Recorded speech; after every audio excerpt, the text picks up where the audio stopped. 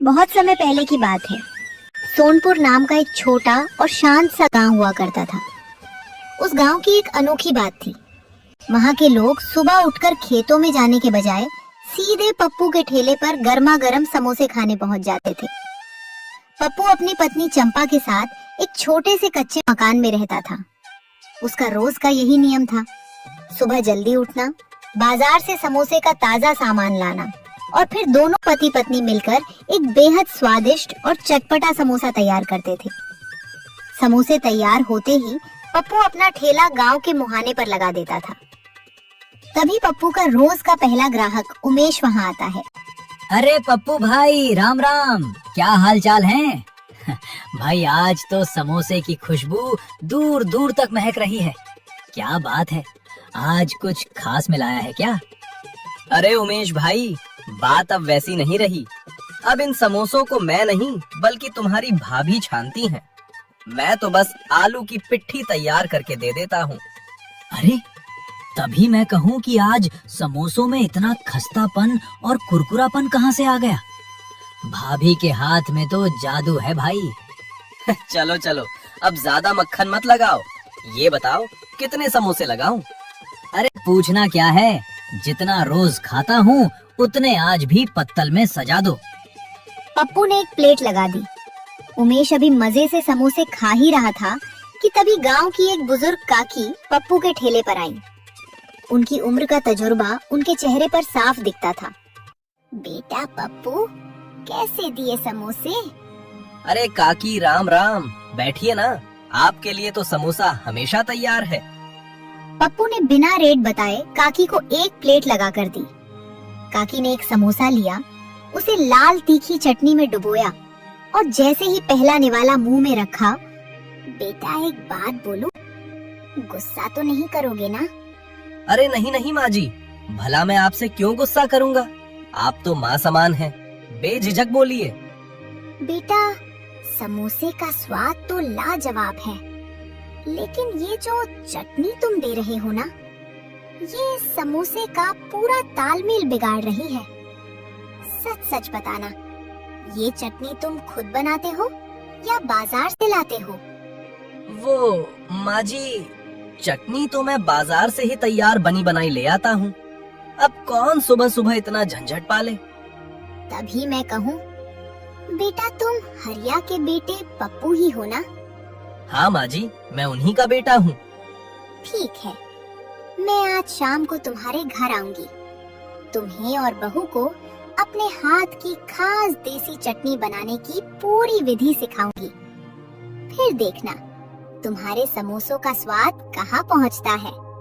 अरे काकी, अगर आपकी बताई चटनी से समोसे का स्वाद दुगना हो गया तो मैं कल से 2 की जगह 4 समोसे खाऊंगा। ठीक है माँ जी, आप शाम को जरूर आइएगा। कल हम आपके बताए ढंग से ही चटनी बनाकर लाएंगे। ठीक है बेटा, अभी मैं चलती हूँ, शाम को घर पर मिलती हूँ। धीरे धीरे दिन ढलने लगा और शाम घिर आई। पप्पू अपना ठेला समेटने की तैयारी कर ही रहा था कि तभी गांव का रसूखदार और घमंडी जमींदार गोलू वहां पहुंचा।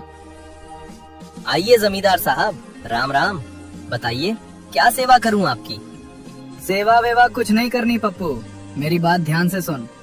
मेरे पास कुछ पैसे हैं जिन्हें मैं कुछ दिनों के लिए छुपा कर रखना चाहता हूँ। तू ये पोटली अपने पास रख ले।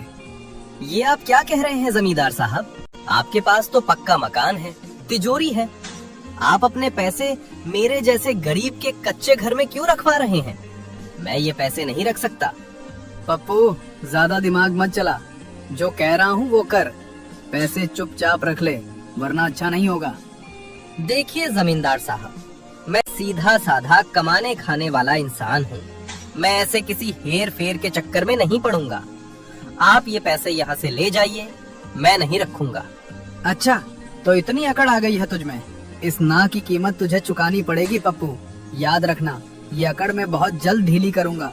जो करना है कर लीजिएगा जमींदार साहब, पर मैं गलत काम नहीं करूंगा। जमींदार गुस्से में पैर पटकता हुआ वहां से चला गया। अब पूरी तरह से शाम हो चुकी थी।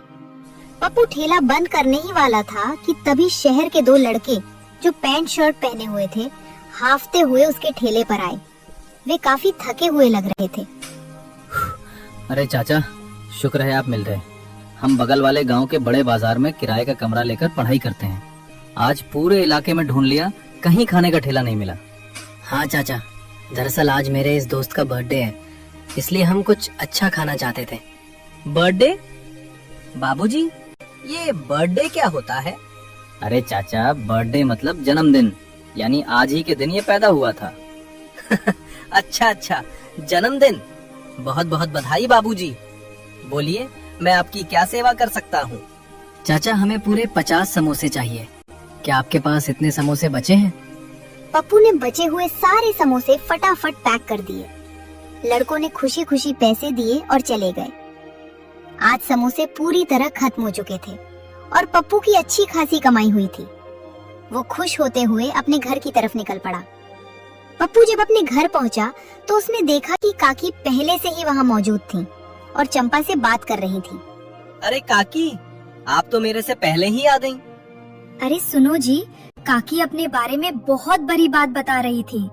इनके पति यानी हमारे स्वर्गीय काका जी शहर के बहुत बड़े रेस्टोरेंट में मुख्य रसोइया थे।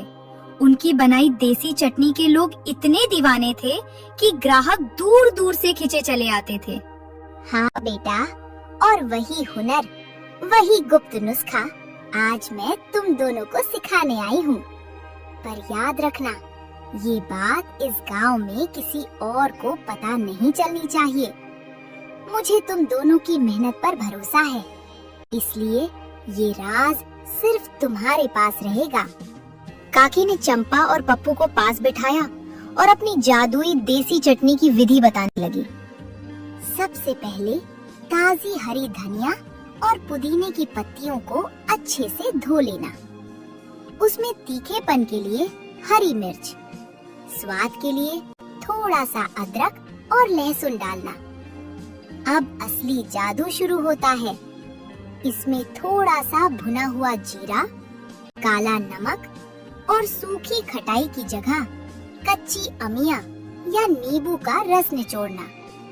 और आखिर में एक सीक्रेट चीज, इसमें एक चुटकी सीक्रेट गरम मसाला और थोड़ा सा गुड़ मिला देना, जिससे तीखा, खट्टा और मीठा स्वाद ऐसा बैठेगा कि खाने वाला उंगलियां चाटता रह जाएगा। चंपा और पप्पू ने पूरी विधि बहुत ध्यान से नोट कर ली। काकी, आपका बहुत बहुत धन्यवाद।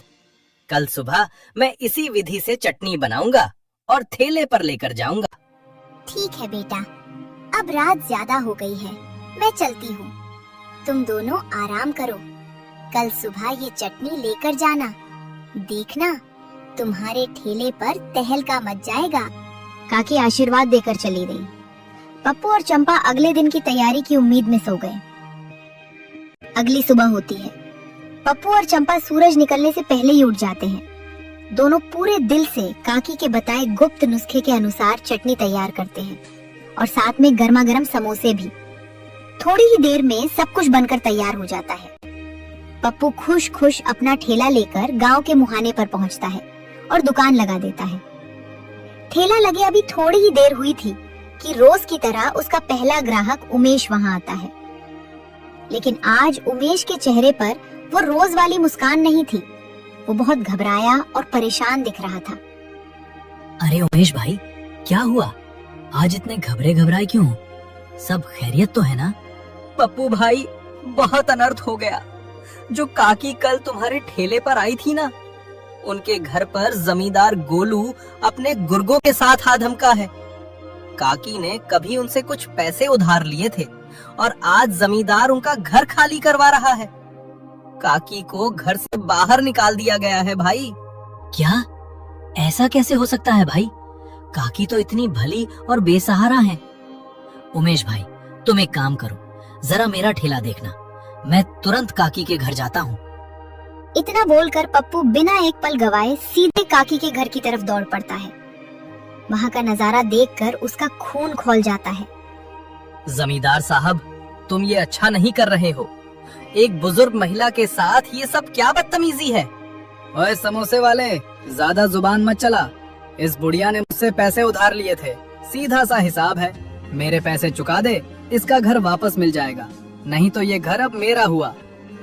बेटा पप्पू, पैसे मेरे पास थे, पर मैंने अपने पोते पोतियों की पढ़ाई के लिए स्कूल की फीस जमा कर दी। अब मेरे पास तुरंत देने के लिए पैसे नहीं बचे। मैंने इनसे सिर्फ 1 महीने की मोहलत मांगी थी, पर ये आज ही आकर अपनी धौंस दिखा रहे हैं। चुप कर बुढ़िया, यहाँ से निकल। और तू सुन रहे पप्पू, ज्यादा यहाँ बड़ा राजा हरिश्चंद्र मत बन, ज्यादा सहानुभूति मत दिखा। अगर तुझे इस बुढ़िया की इतनी ही फिक्र है तो इसे उठाकर अपने घर ले जा। काकी, आप बिल्कुल मत घबराइए, उठिए और हमारे साथ हमारे घर चलिए। और जमींदार साहब, याद रखना, बहुत जल्द काकी का ये घर पूरे सम्मान के साथ वापस मिलेगा। पप्पू तुरंत काकी का हाथ थामता है और उन्हें लेकर अपने घर आ जाता है। बेटा पप्पू, तुम दोनों मेरे लिए भगवान बनकर आए हो। भगवान तुम दोनों को बहुत तरक्की दे। मेरा ढेर सारा आशीर्वाद है तुम्हें। अरे नहीं काकी, आप हमारी माँ जैसी हैं। कोई बात नहीं, आप आराम से घर पर रहिए। चंपा, मैं चलता हूँ। पप्पू सीधे दौड़ते हुए अपने ठेले पर पहुँचता है और राहत की सांस लेता है। उमेश भाई, सब ठीक है। मैं काकी को सुरक्षित अपने घर छोड़ आया हूँ। अब कोई दिक्कत नहीं होगी। दुकान संभालने के लिए तुम्हारा बहुत बहुत धन्यवाद। चलो, ये तो बहुत अच्छा काम किया तुमने भाई। अच्छा ये बताओ, आज काकी के बताए ढंग वाली चटनी बनाकर लाए हो या नहीं? हाँ भाई, बिल्कुल वैसी ही चटनी बनी है। रुको, अभी प्लेट लगाता हूँ। उमेश समोसे को चटनी में अच्छी तरह डुबोकर जैसे ही पहला निवाला मुंह में रखता है, उसकी आंखें फटी की फटी रह जाती हैं।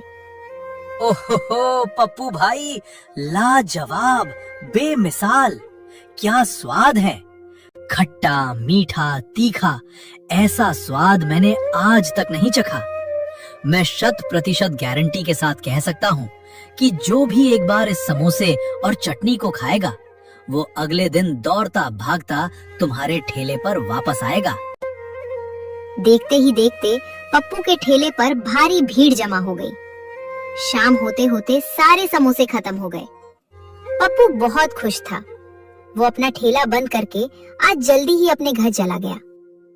पप्पू के जाने के थोड़ी देर बाद वही दोनों शहर के लड़के जो कल आए थे, पढ़ाई खत्म करके दोबारा पप्पू के ठेले वाली जगह पर पहुंचते हैं। लेकिन वहां पहुंचकर वे देखते हैं कि ना तो वहां कोई ठेला है और ना ही समोसे वाला आदमी। दोनों लड़के उदास कदमों से गांव की तरफ निकल पड़ते हैं। रास्ते में उन्हें गांव का एक आदमी मिलता है। वे उससे पप्पू के बारे में पूछते हैं। वो आदमी उन्हें पप्पू के घर का रास्ता समझा देता है। रास्ता पूछते पूछते दोनों लड़के पप्पू के कच्चे मकान के सामने पहुंचते हैं। घर के बाहर सन्नाटा था। दोनों लड़के दरवाजे के पास जाते हैं और बाहर से आवाज लगाते हैं। चाचा जी, ओ समोसे वाले चाचा जी, घर पर हो क्या? जैसे ही पप्पू घर का दरवाजा खोलकर बाहर आता है, वो उन दोनों शहर के लड़कों को देखकर चौंक जाता है, लेकिन फिर मुस्कुराकर उनका स्वागत करता है। अरे बाबूजी, आप दोनों आज दुकान की जगह सीधे मेरे घर। बताइए क्या बात है? अरे चाचा, खुशखबरी है। कल जो समोसे हम आपसे पैक करवा कर ले गए थे, वो हमने अपने स्कूल कॉलेज के हॉस्टल के दोस्तों और प्रोफेसरों को खिलाए। सबको आपके समोसे और वो काकी के हाथ की जादुई चटनी इतनी पसंद आई कि सब उसके दीवाने हो गए हैं। हाँ चाचा, इसलिए आज हम यहाँ आपसे एक डील करने आए हैं। अब से हमारे स्कूल के हॉस्टल के लिए आपको रोज के 50 समोसे तैयार रखने होंगे। ये हमारा रोज का पक्का ऑर्डर है। ये लीजिए कुछ पैसे एडवांस।